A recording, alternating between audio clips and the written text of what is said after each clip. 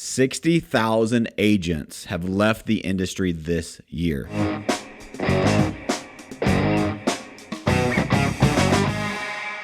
Welcome back to another episode of All or Nothing in Real Estate. I'm your host, Matt Smith, founder of All or Nothing in Real Estate. This podcast is a movement to give back to this amazing industry that has given so much to me and my family. As always, I am joined by my wonderful co-host, Colin. Colin, say hi. Hey, everyone. I'm excited for this. What's your words of wisdom for everyone today, Colin? Well, Matt's going to break it down here a little bit, but he's been traveling the globe recently and picking up a lot of knowledge across the board and is bringing it back to home base. And today we're going to be breaking all that down. As a real estate team leader, as a coach, and as someone that just genuinely cares and wants to give back, in addition to me selfishly being a lifelong learner, I was telling Colin in the last 30 days, I think I've been home 4 days. I've traveled all over, and I absolutely love it. So glad to be home, but so glad for all the knowledge that we gained. And one of the things we're going to break down today is 60,000 agents have left the industry this year. We're going to unpack from these events, from the trenches, what are the people that are winning in this marketplace? What are they doing? What are the tactics? What are the strategies? What is the mindset? What are they doing to not only survive in this market, but take this market to thrive and dominate? And so today we're going to break that down. We're going to go in depth, and Colin's going to ask me some questions that I'm sure he's going to have off the cuff for me. But I just want to really go in depth on kind of some of my takeaways from these conferences. Yep. In particular today, probably from RiseCon, just because I don't want to do the disservice of jumbling them all into one. There's a lot of them that have common themes, but I want to go in detail from some tactics from some of these leaders that shared from the stage. 100%. And like Matt said, so many agents are leaving the industry. So what are the survivors and thrivers doing in it? And they're all coming together under one roof for these conferences. Yep. Matt has gone there. He's taken all that information, boiled it down to this gold. So listen up. These are what the top performers are doing to take it to thrive in this industry. Yeah, not only have I been there as a learner, someone there that was to learn from these amazing people, but I also had the opportunity to share the stage at these events too. Twice. And contribute and give back. And so I hope to share some of that knowledge with you today. Where I'd like to start is today's real estate market. Let me ask the listeners, does today's real estate market feel hard? Does it feel difficult? Of course it does. But I think if you were to look in the mirror and really ask yourself, is this market hard? Is this market difficult? Or have I just not made the adjustments and changes that I need to make for this marketplace? Which one of those two are more true? See, what I believe is today's market feels hard because it's been so good for so long. And we have short-term memory, right? We remember what happened most recently. And recently has not been a normal real estate market. I heard it called at one of these conferences, it was a unicorn. It was a unicorn. We will never see it again. People, unless you experienced it, you won't believe it, right? Because it is not a normal real estate market. Like I hear it from agents all over, like, well, my listing set on the market for 30 days. What do I do? That's called normal. Yeah. Right? Oh my gosh, buyers aren't buying this house first day on the market. That's called normal. Right. Buyers are hesitant to maybe not make an investment and buy a house. That's called normal. Right? And I think we just remember what has happened most recently, and we think this market is harder than it actually is because it was so damn good for so damn long. And we forgot what a real estate market actually should be, the work that it should take, the relationships we have to build, the way we have to educate our clients, the way that we have to follow up and build relationships and nurture our prospects and just provide value to the marketplace. And so I just think that's important for a mindset, right? I say this all the time. Everything in life starts with mindset. So if you're of the mindset that this market is tough, this market is hard, I can't this, I can't that, guess what? You won't. But if you have the mindset of, you know what, I'm going to use this market as the biggest opportunity that I've had in my career, guess what it will become? It will become the biggest opportunity that you've had in your career because you realize I have the mindset to take advantage of this opportunity. Those 60,000 agents that got out of the business, they chose not to make the changes necessary for this marketplace. You see, I think some people think about the word, I use the word sacrifice a lot. I think people misuse it. So here's my definition of sacrifice. People think sacrifice is an option. They think, well, I don't want to make a sacrifice. And so they choose not to make a sacrifice for the things that they want in life, for their goals, for their dreams, for their hopes, for their desires. They say, I don't want to make the sacrifice required to be successful in this marketplace. But what they don't realize is that sacrifice is required in life. You either sacrifice for the things you want, or the things you want become the sacrifice. Which will you choose? Say that again. That's such a good quote. You either sacrifice for the things that you want in life, or the things that you want in life become the sacrifice. You have the power of choice to choose which sacrifice you have, but you can't choose not to sacrifice, because by default you are choosing to sacrifice the things you truly want in life. Sacrifice is a part of life. Choose which sacrifice you want. Spot on. I'm already getting chills. We're just getting started. I love it. All right. Well, with that in mind, there's so much there, but with this many people all under one roof, I'm curious, as we dive into the specifics, before we do that, what was the overall feeling that you got when you stepped into these rooms? Yeah, so each room is different. It's a great question. Each room is different, but let's talk about what they have in common. Because these rooms some of them were leaders, some of them were broker owners, some of them were agents. Like I went through all of these different rooms recently. Right.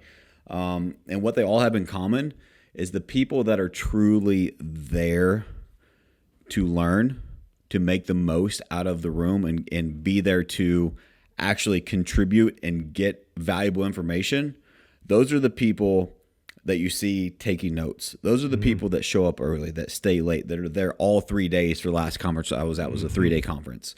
And those are the people that I'm confident, because I've had conversations with a lot of these people, are going to win in this marketplace and already winning, right? Like, I think a lot of people get in their own way. And what I mean by that is they let their ego run their decisions. And so, 3 years ago, I sold X amount of houses, so I don't need to do this anymore. And yes.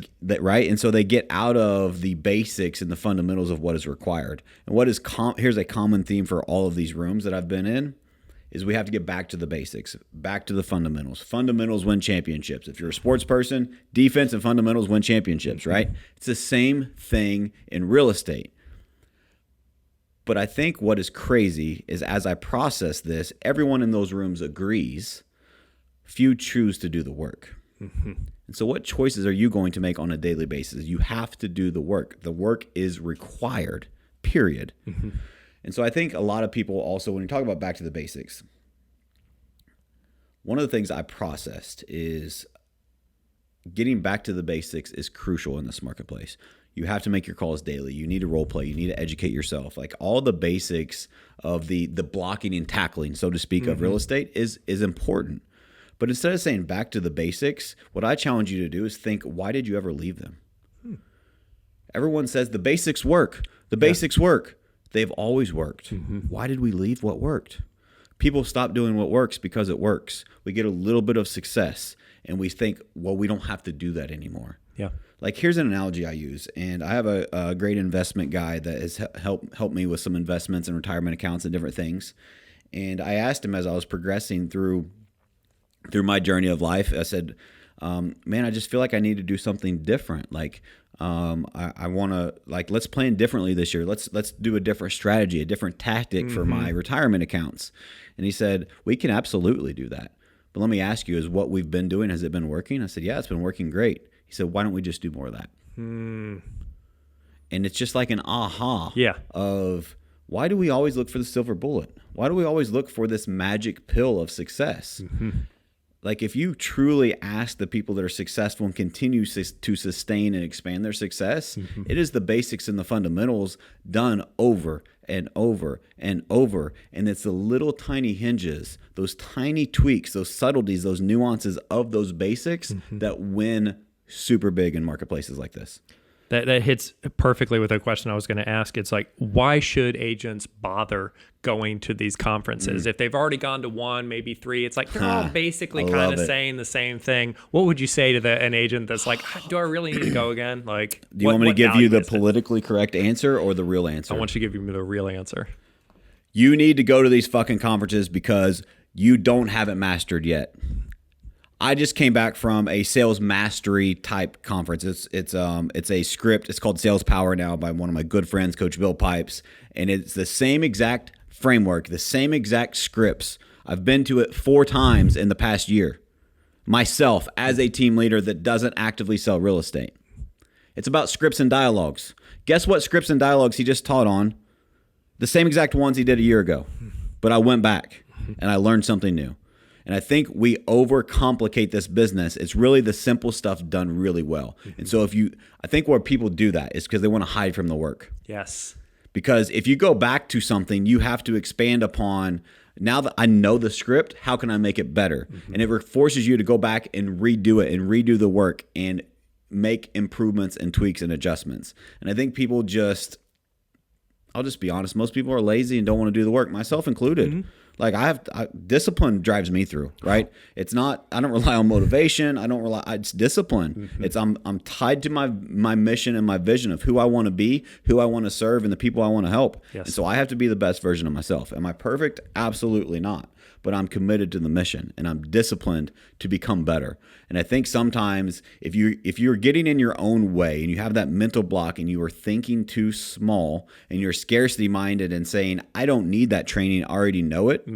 I promise you can know it better. I promise you will take one little thing that if you learn it, you can 95% of the stuff you can have mastered, but there's just one thing that you take away. It could absolutely transform your business forever. But if you're not looking for it, you will never find it. I think people have the mindset of like, let's not even talk conferences. Let's talk sales meetings. Yeah. Let's talk team trainings. Let's talk something Role on play that in the level. morning, Role every day. play in the Yep. morning. People tell themselves and they create this narrative in their head that I don't need to do that. I already have 5 pending contracts. I don't need to role play.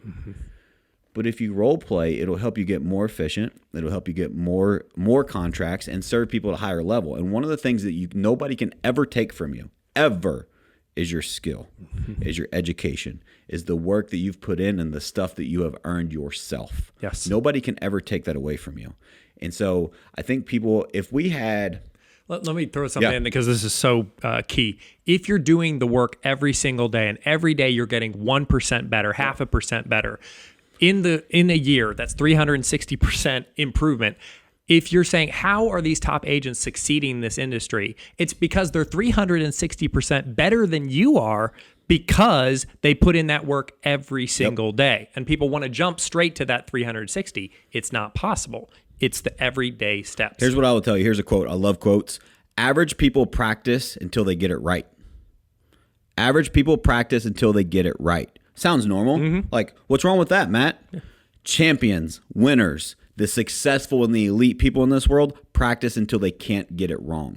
That's the difference. Quit trying to just get it right. Yeah. Master it to where you can't get it wrong, where it comes second nature. And if you're able to understand things at that level, nobody on this planet can take those skills away from you, and you will win in any marketplace. You will win in any career, anywhere that you go. But most people won't put in the work that it requires because they get comfortable.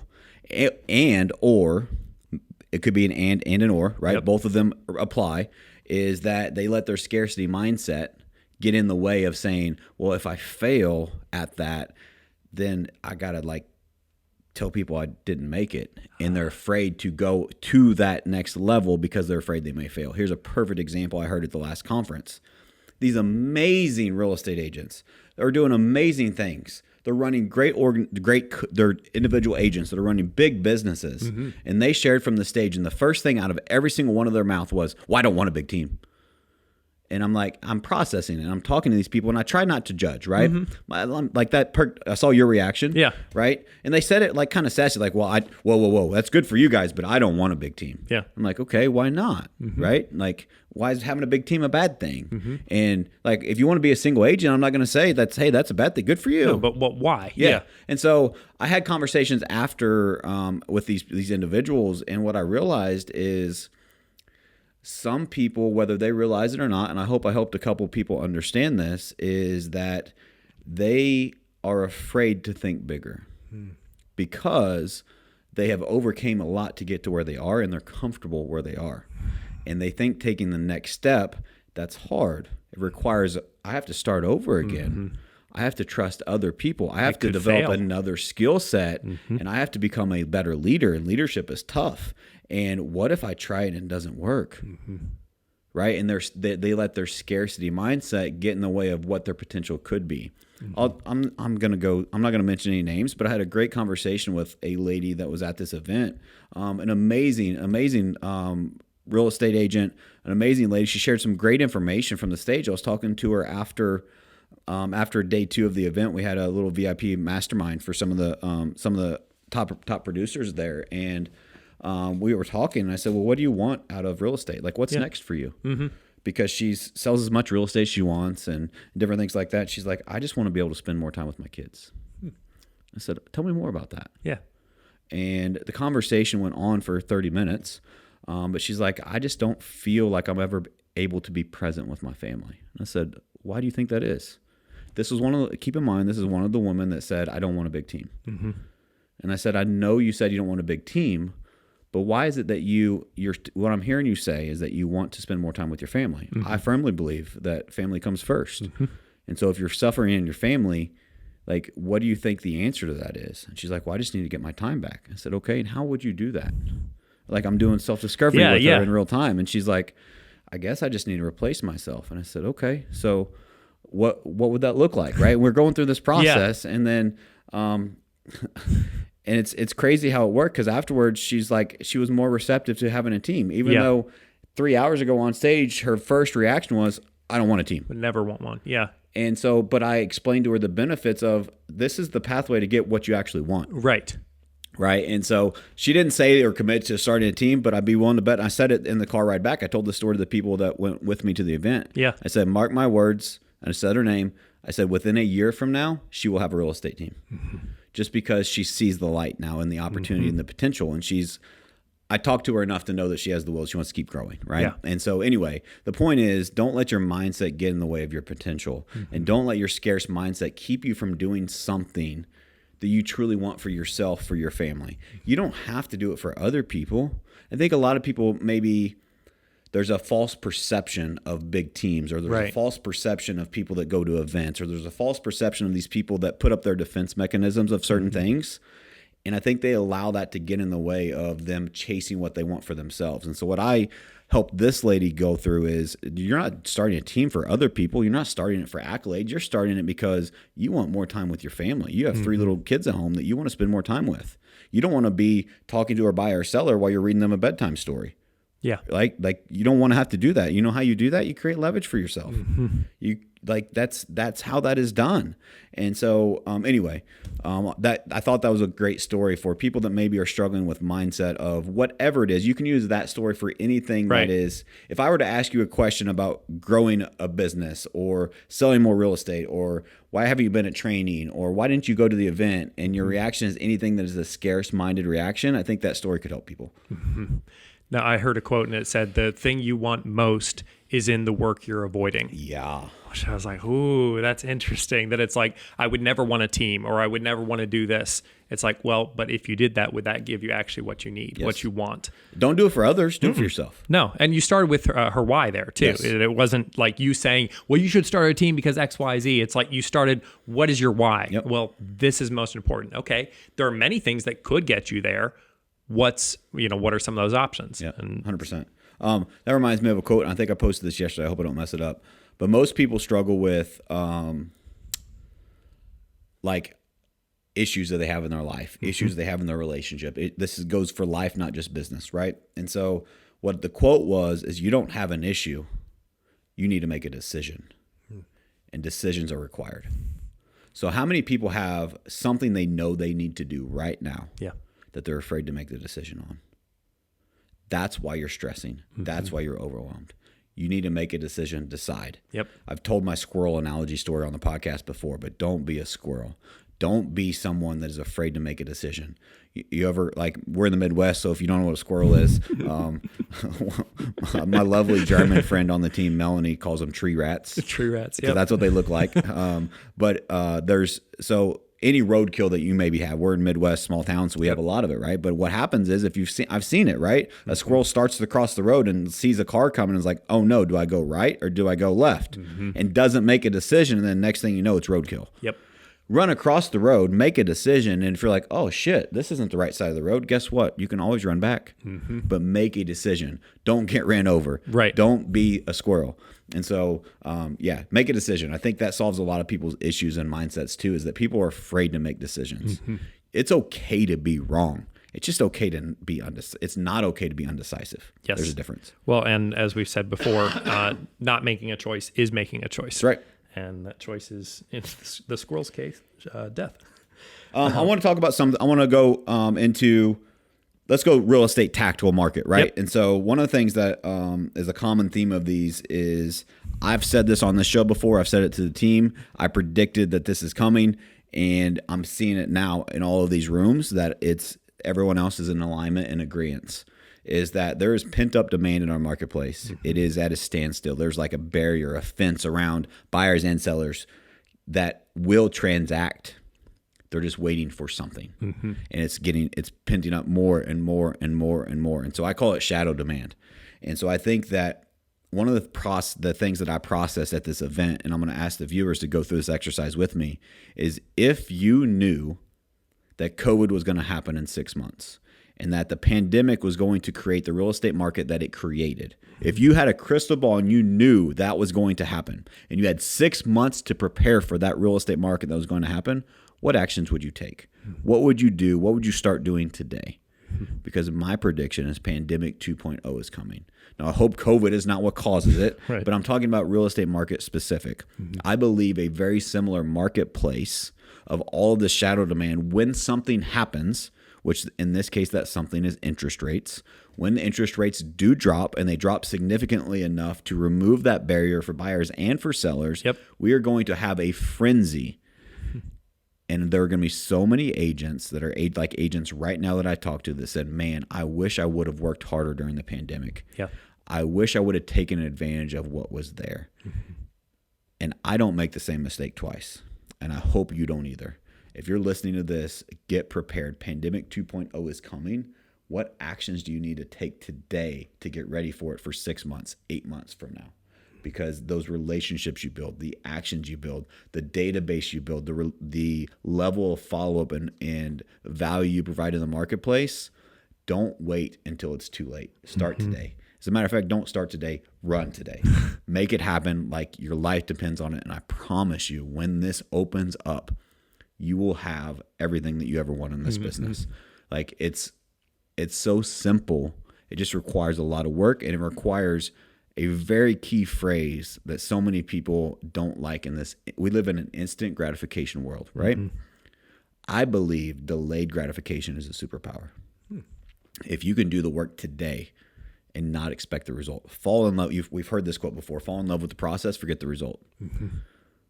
But I don't think we internalize what that really means. Can I do what I know I need to do day in and day out for the next 6 months of my life and not look up and expect anything in return? If you can do that, you can have anything you want in this real estate market. I promise you. But too many people give up too soon. They want that. They want that prize, right? They want that rush of adrenaline.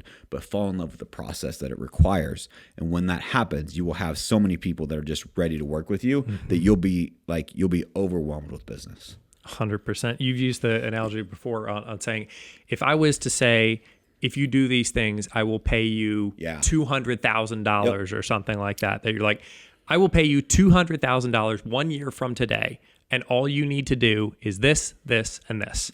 And we broke that down in our last episode. But if you knew that was for certain, would you do those things? And it's like, everyone would be like, yeah, of course. And it's like, well, yeah, that's the solution there, is do those things every single day and you'll get that result. Problem is there's discipline that's required. There's consistency. A lot of discipline. And I think it's a mindset.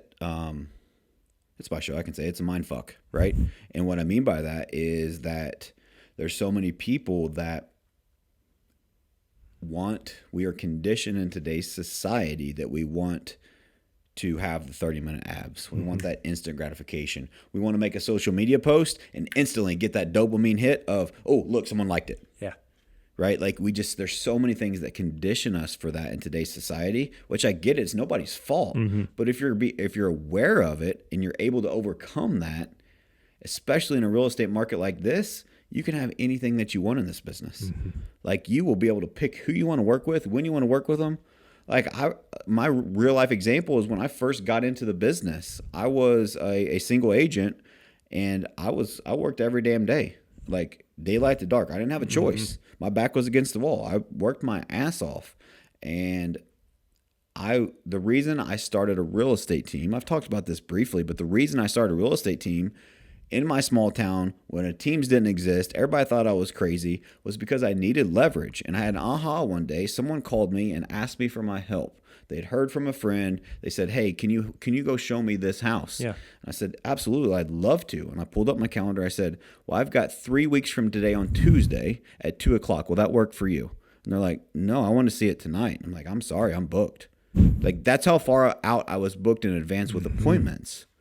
Because I did the work every damn day. Yeah. While everyone else in my market, every market's different, but in my marketplace, everyone said, man, you just missed it. If you would have been here 2 years ago, like we just got to pick which buyer we want to work with, blah, blah, blah, blah, blah. But guess what? They stopped doing the work because it was easy. Yeah. If you are the agent that was like me back then and do the work you know is required while everyone else is like getting out of the business, is doing half-assed job, whatever they're doing, right? They're going in, I call it real estate hibernation. Yeah. And while they're doing that, if you put in the work and don't pull your head up yet, just keep working, keep grinding, do what you know you need to do day in and day out, you will be able to have, imagine what your business would look like if you had a 3 weeks out calendar and all of it was appointments with qualified buyers and sellers. That's where I live. That really happened in my business. And I've kept that concept up and look what we've created. Right. This isn't the, oh, look at me, I'm wonderful. This is I've done it. I've proven. I know it works. In a difficult market too. Right. The only missing ingredient is the hard work that you put in or don't. Yeah.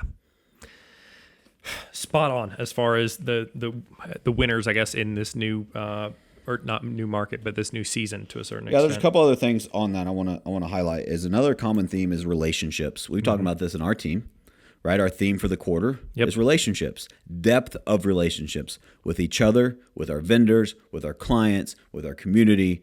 How can we build deeper, more quality relationships?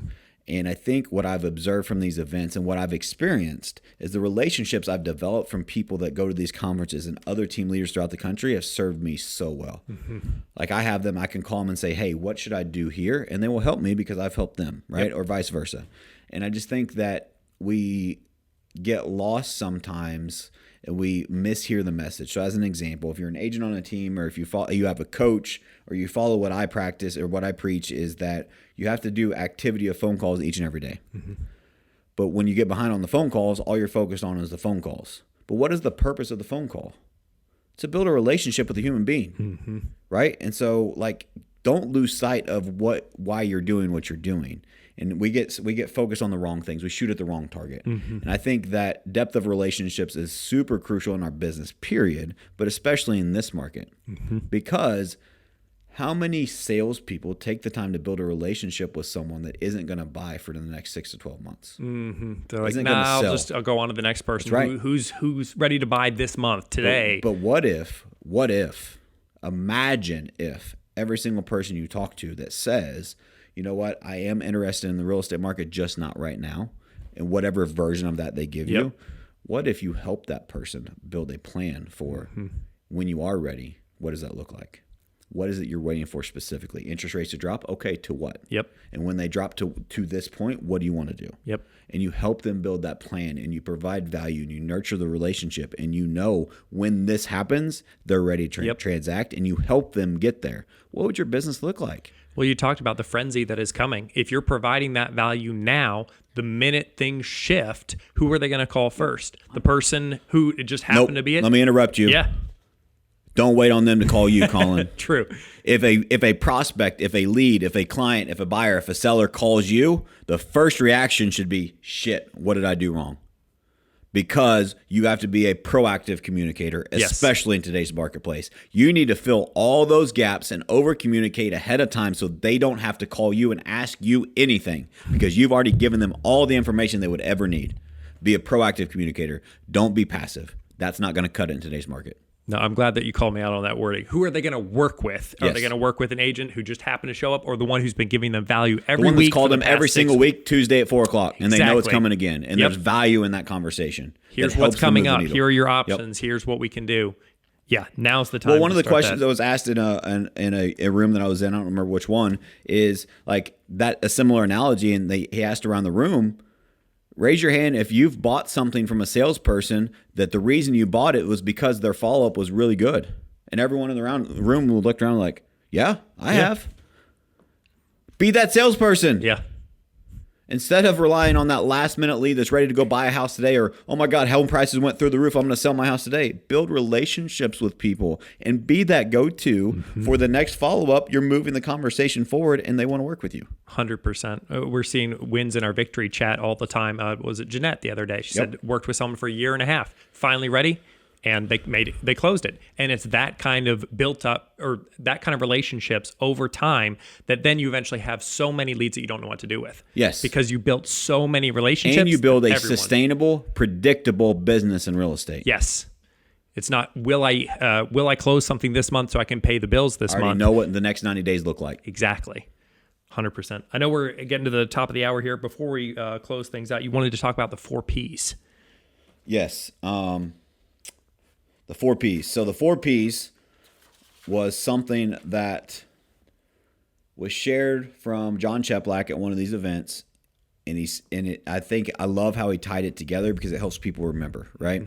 And so his exact message was, he's in the trenches talking to the top team leaders, the top performers throughout the country on a weekly basis.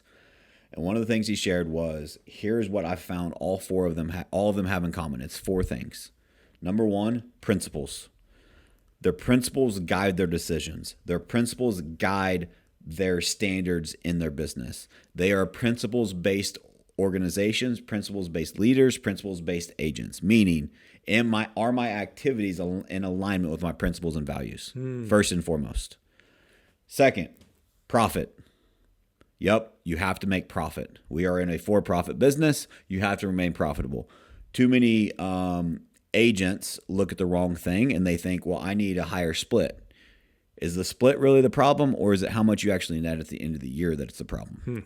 And so I think it's important, if you're an agent or if you're a team leader, I think if you make principle-based decisions, you have to realize part of your principles should be running a sustainable business to protect the integrity of the business for everyone in the business. Yes. And that means you have to have a word that's uncomfortable for a lot of people to say, is profit, because you have to be profitable to be sustainable. If you don't have a sustainable business, you are doing a disservice to everyone in your organization that trusts you, their families trust you to provide for them. You have to be profitable. A third is process. Are you obsessed with the process? Not the result, the process. Obsessed with the process day in and day out. And are you nailing the process to where you do it over and over and over again? What he calls it is like chewing rocks, right? Just do the same thing over and over again because you know it works. It's not fun. It's not sexy, but follow the process. If you don't have a process, create one. Number 4, and I think this is probably one of the most important, is people. Yes.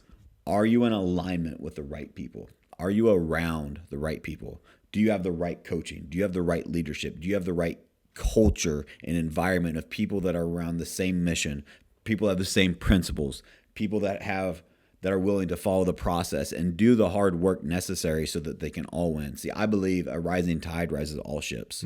We've all heard this, proximity is power. Yep. You are who you hang around. But I don't think we take that to heart seriously enough. And so I say this all the time too, is success isn't always about addition.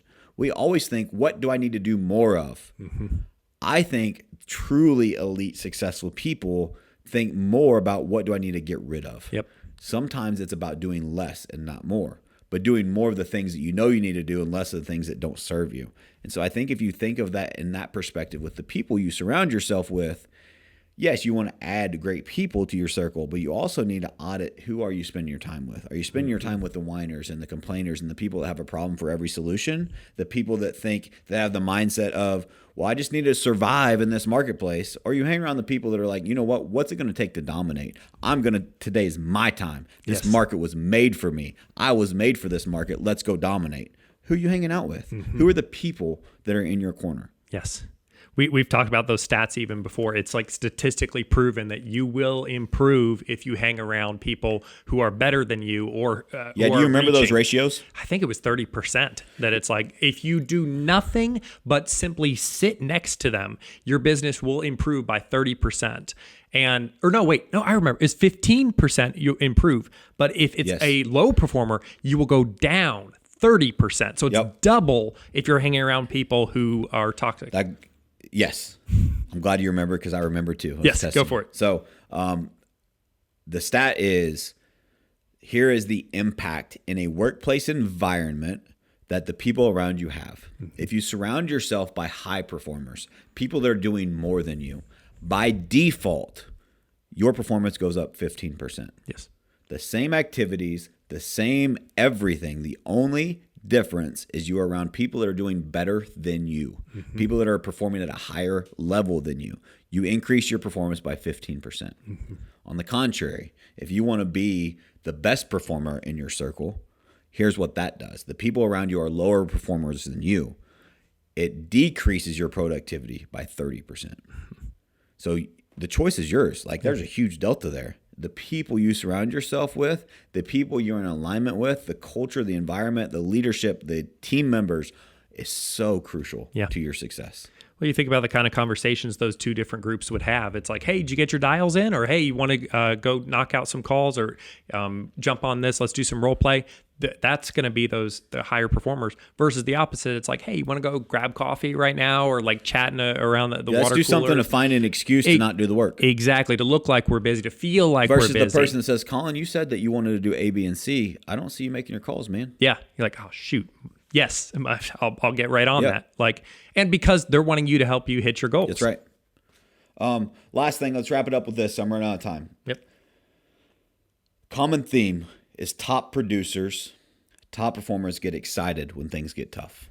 The tougher things are, the more excited, the more pumped they are. Have you noticed that with me at all, Colin? I've noticed in a very healthy way, you said constantly over and over, I'm excited about this new market. This market over and over. Well, I live my life on a couple of quotes, and one of them is, life doesn't happen to me, it happens for me. Everything it's going to happen is supposed to happen, and it's made to happen to make me better. All my tough times have made me better, and I want to be better. So bring on the tough times, right? And again, let's put tough back into perspective. Let's circle back to the beginning. Is it really tough, or are we just preconditioned because it was so damn good for so damn long? Yes. So top producers get excited when things get tough. Here's why. We know that 97% of the people that when it gets tough won't show up. 60,000 agents? Nah, this is too hard for me now. Yes. And I'd be willing to bet that number will continue to increase and increase. I saw a stat, I haven't verified this, but I saw a stat recently that said it was 100,000. Wow. Either that was the prediction or that's what it already is. So it's 60,000 is a lot, but there's more, right? And that doesn't count the people that are just maybe their dues haven't been paid yet and they haven't sold a real estate, right? The number of people that don't sell a house just because they're licensed is insane as well. Right. But anyway, top producers get excited when things get tough. Most people won't show up when it's tough. What if you were the person that runs your best race even when no one shows up? What if you were the type of person that runs your best race even when there's no competition? Go out and run your race, and you will dominate this marketplace. I think that's a mic drop moment. I think we can end it right there. All right. Matt, thanks for sharing, going to these conferences, grabbing all that gold, bringing it back and distilling it into a conversation like this. Again, this podcast is completely free because you care about the industry. So 100%. Thank you. Yeah. Well, thanks for co-hosting, Colin. It's always a pleasure. Guys, thank you so much for listening. If you got value from this episode, share this with a friend.